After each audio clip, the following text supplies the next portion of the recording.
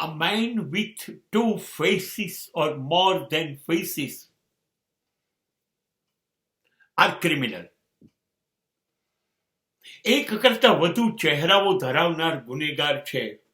ઈશ્વરે એક જ ચહેરો આપ્યો તો જન્મની સાથે જે મૃત્યુ સુધી રહેવું જોઈએ, બદલાવું ન જોઈએ.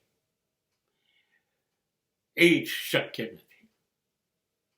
માનવી પ્રતિપલ, જેને બુદ્ધિ કહે છે, એ આવ્યા પછી પ્રતિપલ પરિસ્થિતિ મુજબ, વ્યક્તિ મુજબ, સંજોગો મુજબ પોતાનો ચહેરો બદલતો રહે છે. વાણી, વર્તન, વ્યવહાર બધું બદલતો રહે છે.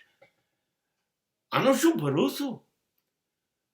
સવાર, બપોર, સાંજ વ્યક્તિ પરિસ્થિતિ મુજબ જુદો જુદો દેખાતો માણસ, એનો વિશ્વાસ કેવી રીતે કરાય?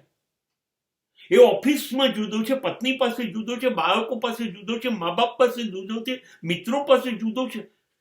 અનેક ચહેરાઓ લઈને એ કયું પુણ્યશાળી કામ કરતો હશે? અનેક ચહેરાઓ ત્યારે તમારે વારંવાર બદલવા પડે કે જ્યારે તમારી આંતરિક સ્થિતિ બધા સાથે એક સરખી રીતે જીવવાની નથી. તમારે દરેક જણને અલગ અલગ રીતે, તમારે એને અલગ અલગ રીતે એની જોડે વર્તવું છે, બોલવું છે, બદલાતા રહેવું છે. માટે તમારે અનેક ચહેરાની જરૂર પડે છે.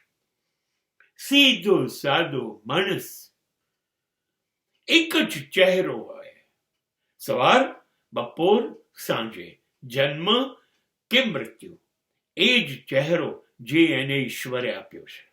બાકીના બધા ચહેરા બદલતા માણસો એ ઈશ્વરના તો ગુનેગાર છે જ, સમાજના તો ખરા જ.